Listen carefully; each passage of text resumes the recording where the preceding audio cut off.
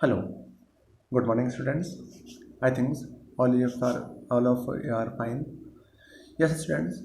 जो previous class हमने देखी थी उस क्लास के अंदर हमने फर्स्ट चैप्टर के अंदर जो नोट्स मैंने आपको प्रोवाइड किए थे प्लस नोट्स की मैंने रीडिंग की थी उसमें हमने हार्डवेयर सॉफ्टवेयर के बारे में देखा था और फर्स्ट चैप्टर के अंदर जो general basic introductions of computer उसके बारे में हमने देखा था।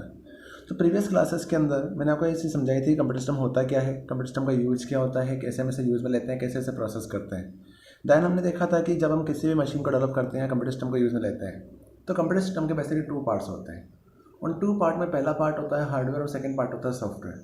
तो हमने देखा था कि हार्डवेयर सिस्टम के एक ऐसे कंपोनेंट होते हैं जो एक फिजिकल कंपोनेंट्स होते हैं जिन्हें हम टच कर सकते हैं, देख सकते हैं, यूज़ में ले सकते हैं, एक्सेस कर सकते हैं। तो सिस्टम के उन्हीं कंपोनेंट्स को हम एक्चुअल में हार्डवेयर कहते हैं।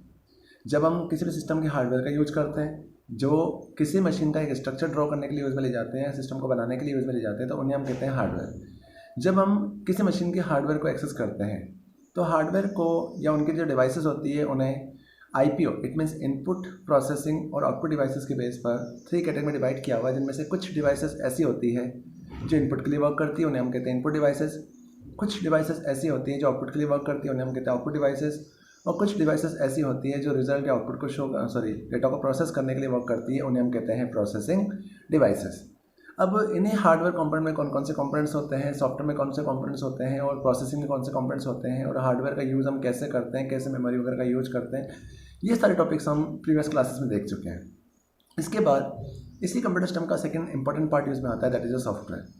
तो सॉफ्टवेयर के बारे में मैं आपको लास्ट क्लास में पढ़ा चुका हूँ कि इसका मीनिंग ये होता है कि सॉफ्टवेयर सिस्टम के एक ऐसे कंपोनेंट्स होते हैं या ऐसे पार्ट्स होते हैं जो किसी भी हार्डवेयर कंपोनेंट को ऑपरेट करने के लिए या रन कराने के लिए काम में लिए जाते हैं, जिन्हें जनरली हम प्रोग्राम या प्रोग्राम्स का ग्रुप भी कहते हैं। इट मीन्स कि प्रोग्राम मीन्स जिसके थ्रू पर्टिकुलर कोई मशीन वर्क कर रही है, किसी मशीन को ऑपरेट किया जा रहा है, तो उसी प्रोग्राम या प्रोग्राम के ग्रुप को हम एक्चुअल में सॉफ्टवेयर कहते हैं।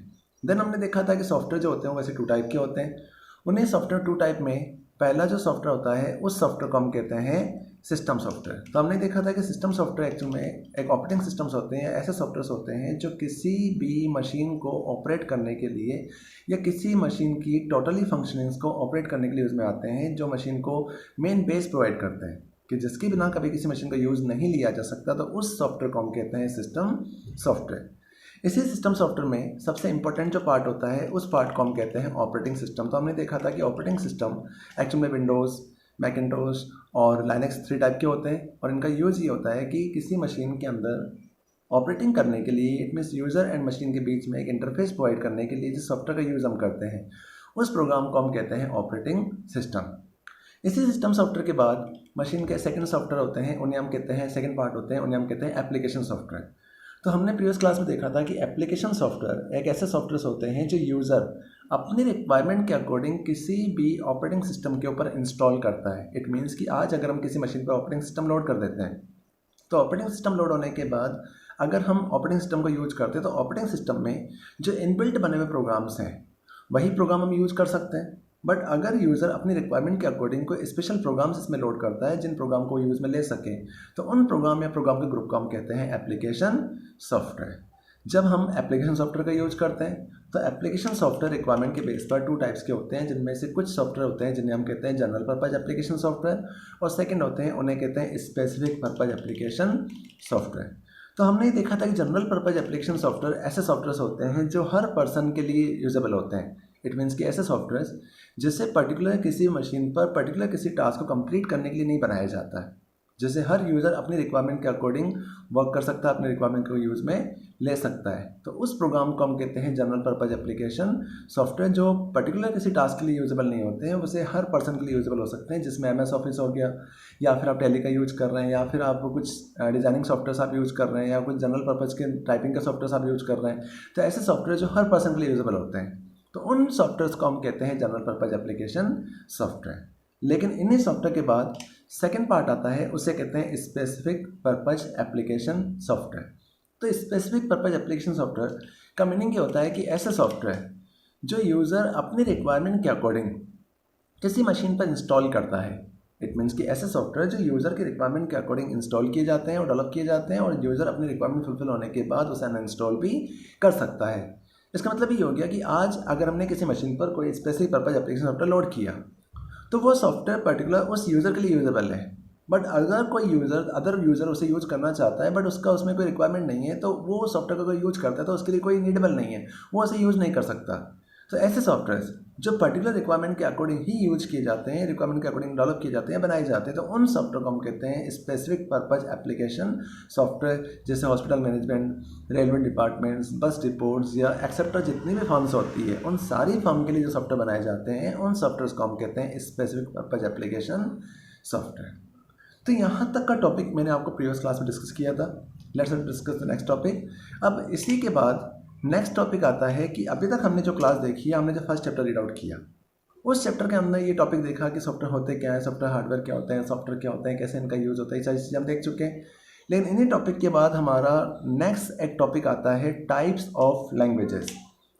टाइप्स ऑफ लैंग्वेजेस को हम रीड आउट करें इससे पहले हमारे माइंड में एक क्वेश्चन आता है, हमारे माइंड में एक क्वेश्चन डेवलप होता है कि हमने अभी तक जो क्लास देखी उस क्लास के अंदर हमने ये टॉपिक देखा कि सॉफ्टवेयर होते क्या है, सॉफ्टवेयर का यूज क्या होता है, हम कैसे इसे ऑपरेट करते हैं, किस तरह से इसे एक्सेस करते हैं, ये सारी चीज़ें हम देख चुके हैं। लेकिन हमारे माइंड में क्वेश्चन आता है कि आखिर ये सॉफ्टवेयर तो है, प्लस इन सॉफ्टवेयर को हम बनाते कैसे हैं। कि हमारे माइंड में क्वेश्चन आता है या ये चीज़ आती है कि जो सॉफ्टवेयर हम यूज़ कर रहे हैं वो सॉफ्टवेयर ऑलरेडी बनाए हैं जिन्हें हम डेवलप नहीं कर रहे हैं, किसी पर्सन उसे बनाया है और उस पर्सन ने उसे यूज़ करने के लिए हमें प्रोवाइड किया है। तो अब हम ये चाहते हैं कि ये जो सॉफ्टवेयर हैं वो तो हमें पता है कि सॉफ्टवेयर ये है, सॉफ्टवेयर वो है, लेकिन एक मेन कॉन्सेप्ट आता है कि आखिर इन सॉफ्टवेयर या इन एप्लीकेशन को डेवलप कैसे किया जाता है, बनाया कैसे जाता है। तो किसी भी एप्लीकेशन या किसी भी सॉफ्टवेयर को अगर आप डेवलप करना चाहते हैं या बनाना चाहते हैं, तो किसी भी सॉफ्टवेयर या एप्लीकेशन को बनाने के लिए हमें बेसिकली कुछ प्रोग्रामिंग करनी पड़ेगी। इट मीन्स हम जानते हैं कि एक्चुअली जो प्रोग्राम्स होते हैं या प्रोग्राम्स के जो ग्रुप होते हैं that is a software. It means कि सॉफ्टवेयर के थ्रू हम अपनी रिक्वायरमेंट को फुलफिल कर पा रहे हैं कि जैसे मुझे आज 2 नंबर का एडिशन करना है, तो 2 नंबर ऐड करने के लिए मुझे कोई ना कोई इनपुट देना पड़ेगा। बट जो मैं इनपुट दे रहा हूँ वो इनपुट मेरा प्रोसेस कैसे हो रहा है, क्योंकि हम ये जानते हैं कि हम जिस लैंग्वेज में वर्क करते हैं वो एक ऐसी लैंग्वेज है जो हमारे लिए यूजेबल है, बट ये लैंग्वेज मशीन में जाती है तो मशीन उस लैंग्वेज को नहीं समझता है। इट मीन्स कि हमने जो प्रोग्राम लिखा है वो प्रोग्राम मशीन में जाएगा, मशीन उसे प्रोसेस करेगी और रिजल्ट हमारे सामने शो करेगी। तो आखिर ये सारा वर्क हमारा सॉफ्टवेयर के थ्रू हो रहा है, तो आखिर हम सॉफ्टवेयर बनाते कैसे हैं। It means software actually program है, प्रोग्राम का ग्रुप है। तो इस सॉफ्टवेयर को बनाने के लिए हम बेसिकली एक टर्म का यूज़ करते हैं, उस टर्म को हम कहते हैं लैंग्वेजेस। कि किसी भी सॉफ्टवेयर या किसी भी एप्लीकेशन को बनाने के लिए या किसी लैंग्वेज या किसी सॉफ्टवेयर की प्रोग्रामिंग करने के लिए या प्रोग्रामिंग के लिए जो इंटरफेस प्रोवाइड किया जाता है जिसके थ्रू हम प्रोग्रामिंग कर सकें और इनपुट और आउटपुट को जनरेट कर सकें या प्रोग्राम लिख सकें। तो प्रोग्राम लिखने के लिए, प्रोग्रामिंग करने के लिए जिस टूल का यूज़ होता है, जिस ऑब्जेक्ट का यूज़ होता है, जिस इंटरफेस का यूज़ होता है, उस इंटरफेस को हम कहते हैं लैंग्वेजेस। तो इट मीन्स का मतलब ये हो गया कि लैंग्वेजेस के थ्रू किसी भी सॉफ्टवेयर को आप डेवलप कर सकते हैं या बना सकते हैं। लेकिन जब हम लैंग्वेजेस का यूज़ करते हैं तो आज मार्केट में लैंग्वेजेस जो होती है या जो सिस्टम जिस लैंग्वेज को समझता है और हम जिस लैंग्वेज को समझते हैं, तो इसी बिहार पर जो लैंग्वेजेस होती हैं उन लैंग्वेजेस को रिक्वायरमेंट के अकॉर्डिंग 3 कैटेगरी में डिवाइड किया हुआ है। कि बेसिकली लैंग्वेजेस जो होती है वो 3 टाइप की होती है। इन 3 टाइप की लैंग्वेज में सबसे पहली और सबसे मेन जो लैंग्वेज यूज़ में आती है उस लैंग्वेज को हम कहते हैं मशीन लैंग्वेज।